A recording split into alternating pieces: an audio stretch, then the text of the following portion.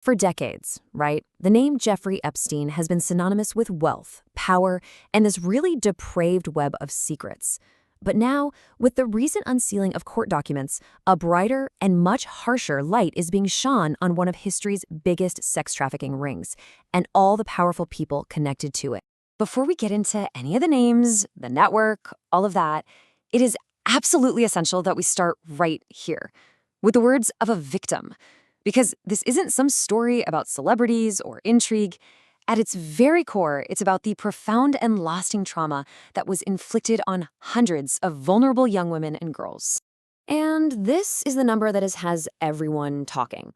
More than 150 people, we're talking politicians, princes, you name it, have now been publicly identified in these court documents, all linked in some way to Jeffrey Epstein's network. Okay, so this is a really crucial question. The vast majority of these individuals are not actually accused of any wrongdoing. The reason they're named is because they're considered potential witnesses, people who are in the places where this abuse allegedly took place, which raises some pretty serious questions about what they might have seen or what they might have known. So how was an operation on this scale even possible? Well, it wasn't random. It was, as one journalist put it, a well-oiled machine.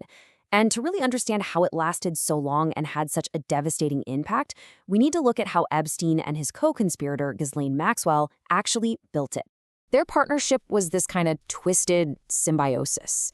See, Epstein had the almost limitless wealth, but it was Maxwell, with her high society background, who gave him the social access and the credibility that he desperately craved. He was the predator, sure, but she was the one who recruited, who groomed, and who even participated in the abuse. And this was the vile engine that powered their entire operation. They came up with this horrifying pyramid scheme. Victims, who were trapped and just desperate, were then coerced into bringing other girls, friends, classmates into the fold. It created this self-perpetuating cycle of abuse that constantly fed Epstein's insatiable demands. The whole process was just chillingly methodical. It would start with targeting girls from poor communities, promising them a way out. Then, Maxwell, all sophisticated and glamorous, would act as the lure. Once a girl was isolated in one of Epstein's homes, the abuse would begin. And right after that came the pressure to find the next victim. It was a trap with no easy escape. So behind all the mechanics and the famous names are the real people whose lives were just shattered. For the survivors, the abuse itself was only the beginning of what would become a lifelong struggle with the trauma they endured. This quote from survivor Courtney Wild, it just gets right to the heart of the deception. She was only 14, living in a trailer park when she was pulled into this. The real cruelty of the scheme was that Epstein and Maxwell presented themselves as saviors, offering help and opportunity, when in reality, they were just preying on vulnerable children.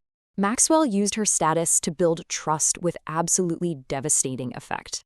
She spotted a 16-year-old Virginia Giuffre working as a locker room attendant at Donald Trump's Mar-a-Lago resort.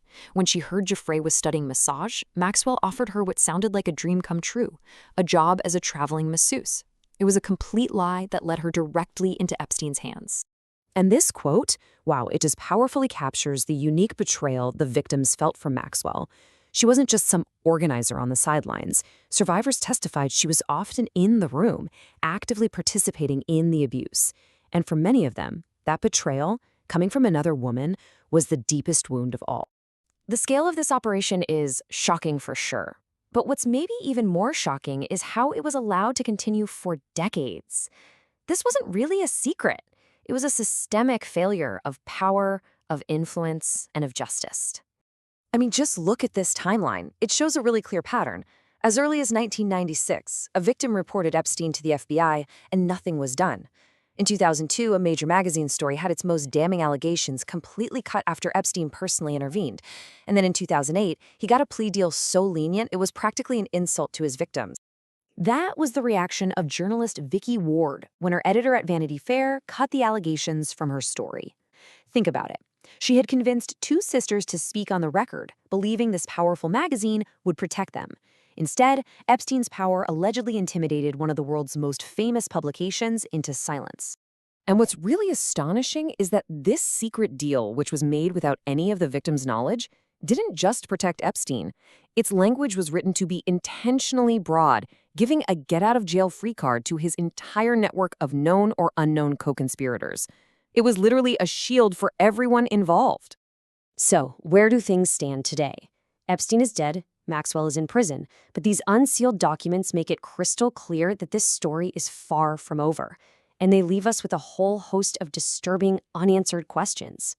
For the first time, we're hearing sworn testimony suggesting that blackmail may have been a key motivation, with claims that Epstein recorded everything his powerful friends did.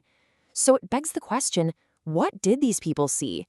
And with so much public scrutiny, why has the silence from those who were named been so complete, so deafening? And even from behind bars, Ghislaine Maxwell shows zero remorse. She claims she's completely divorced from the person described in court and has not admitted any guilt.